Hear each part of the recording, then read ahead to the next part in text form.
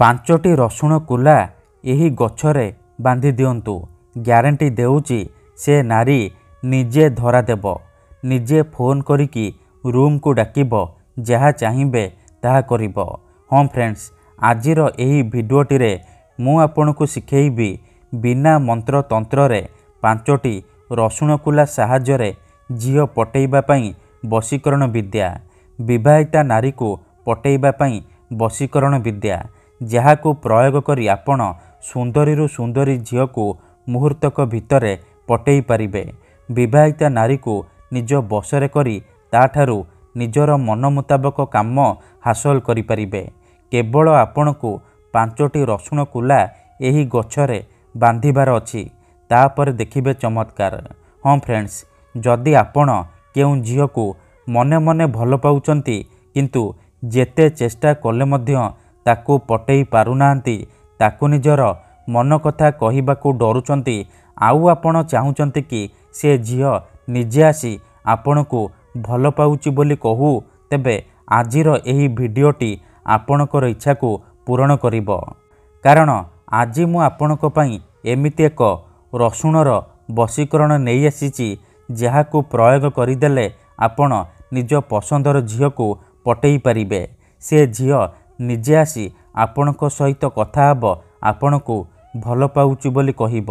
ଯେଉଁ ପଡ଼ିଶା ଘର ଭାଉଜ ଆପଣଙ୍କୁ ଭାव ଦେଉନଥିଲା, ଅଣଦେଖା କରୁଥିଲା, ସିଏ ଆପଣଙ୍କ ପ୍ରେମରେ ଏମିତି ଦିବାନୀ ହେଇଯିବ କି ରାତିଦିନ ଘରକୁ ଡାକିବ, ଯାହା ଚାହିଁବେ ତାହା କରିବ, କୌଣସି ପ୍ରକାର ବାଧା ଦେବ ନାହିଁ। ନମସ୍କାର ଫ୍ରେଣ୍ଡସ୍, ଓଡ଼ିଆ ଫଣ୍ଡା ଚ୍ୟାନେଲକୁ ଆପଣମାନଙ୍କୁ ସ୍ୱାଗତ। 5ଟି ରସୁଣ କୁଲାର ଏହି ବଶୀକରଣ ପ୍ରଚଣ୍ଡ ମହାଶକ୍ତିଶାଳୀ ବଶୀକରଣ। ଏହାର ପ୍ରୟୋଗ କେବେ ବି ଖାଲି ଯାଏନି। ତେଣୁ ମୋର ଆପଣମାନଙ୍କୁ ଅନୁରୋଧ କି ଏହାକୁ ଆପଣ ଭାବିଚିନ୍ତିକି ପ୍ରୟୋଗ କରିବେ। କାହିଁକି ନା ମାତ୍ର ଥରେ ଯେଉଁ ଝିଅ ବା ନାରୀ ଉପରେ ଆପଣ ଏହି ରସୁଣ କୁଲାର ବଶୀକରଣକୁ ପ୍ରୟୋଗ କରିଦେବେ, ସିଏ ସେହି ସମୟଠାରୁ ଆପଣଙ୍କ ଆଡ଼କୁ ଆକର୍ଷିତ ହେବାକୁ ଲାଗିବ, ଆପଣଙ୍କୁ ଭଲ ପାଇବାକୁ ଲାଗିବ, ଆପଣଙ୍କୁ ଛାଡ଼ି ରହିପାରିବନି। ଯଦି କେଉଁ ଝିଅ ଆପଣଙ୍କୁ ଧୋକା ଦେଇଛି, ଛାଡ଼ି ପଳେଇଛି, ଆପଣଙ୍କ ନମ୍ବର ବ୍ଲକ୍ କରିଦେଇଛି, ଅନ୍ୟ କାହା ସହିତ କଥା ହେଉଛି, ଅନ୍ୟ କାହାକୁ ଭଲ ପାଉଛି, ତେବେ ମାତ୍ର 5ଟି ରସୁଣ କୁଲା ଏହି ଗଛରେ ବାନ୍ଧି ଦିଅନ୍ତୁ। ସେ ଝିଅ ନିଜେ ଆସି ଆପଣଙ୍କ ପାଦ ତଳେ ପଡ଼ିବ, ଆପଣଙ୍କୁ ଭଲ ପାଉଛି ବୋଲି କହିବ। ଏହି ବଶୀକରଣ ସାହାଯ୍ୟରେ ଆପଣ ଶାଶୁ, ନଣନ୍ଦ, ଦିଅର, ଭାଉଜ କାହାକୁ ବି ନିଜ ବଶରେ କରି ତାଠାରୁ ନିଜର ମନ ମୁତାବକ କାମ ହାସଲ କରିପାରିବେ। ଠିକ୍ ଅଛି, ତେବେ ଏହି ବଶୀକରଣ କରିବା ସବୁଠାରୁ ସହଜ। କେମିତି ଆପଣ ଏହି ବଶୀକରଣ କରିବେ, କିପରି ଆପଣ 5ଟି ରସୁଣ କୁଲାକୁ ଗଛରେ ବାନ୍ଧିବେ, ମୁଁ ଆପଣଙ୍କୁ ଶିଖେଇବି। ଜାଣିବା ପାଇଁ ଭିଡ଼ିଓଟିକୁ ପୁରା ଧ୍ୟାନ ସହିତ ଶେଷ ପର୍ଯ୍ୟନ୍ତ ଦେଖିବେ।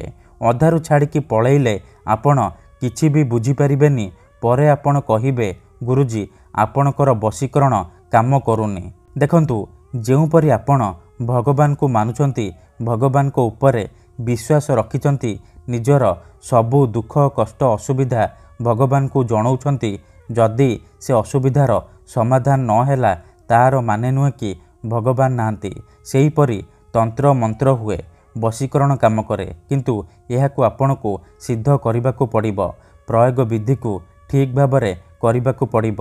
ମୁଁ ଆପଣଙ୍କୁ ଯେମିତି ଶିଖେଇବି, ଆପଣଙ୍କୁ ଠିକ୍ ସେହିପରି କରିବାକୁ ପଡ଼ିବ।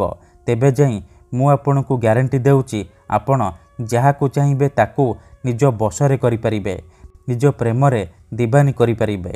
ଠିକ୍ ଅଛି, ତେବେ ଚାଲନ୍ତୁ ଜାଣିବା 5ଟି ରସୁଣ କୁଲାର ଏହି ବଶୀକରଣ ଆପଣ କିପରି କରିବେ। ବିଧିଟି ଜାଣିବା ପୂର୍ବରୁ ଯଦି ଆପଣ ଆମ ଚ୍ୟାନେଲକୁ ନୂଆ ଆସିଛନ୍ତି, ତେବେ ଦୟାକରି ଚ୍ୟାନେଲକୁ ସବସ୍କ୍ରାଇବ୍ କରି ପାଖରେ ଥିବା ବେଲ୍ ଆଇକନ୍କୁ ମଧ୍ୟ ଦବାଇ ଦିଅନ୍ତୁ, ଯାହାଦ୍ୱାରା ଆମେ ଯେଉଁ ବି ଭିଡ଼ିଓ ଅପଲୋଡ଼ କରିବୁ ସର୍ବପ୍ରଥମେ ଆପଣ ଦେଖିପାରିବେ ଆଉ ତାହାର ଲାଭ ପାଇପାରିବେ। ତେବେ ଚାଲନ୍ତୁ ଜାଣିବା 5ଟି ରସୁଣ କୁଲାର ଏହି ବଶୀକରଣ ଆପଣ କିପରି କରିବେ। ମନେ ରଖନ୍ତୁ, ଏହି ବଶୀକରଣକୁ ଆପଣ କେଉଁ ବି ବାରରେ କରିପାରିବେ, କିନ୍ତୁ ଯେବେ ବି କରିବେ ସକାଳ 8ଟାରୁ ସନ୍ଧ୍ୟା 6ଟା ମଧ୍ୟରେ କରିବେ।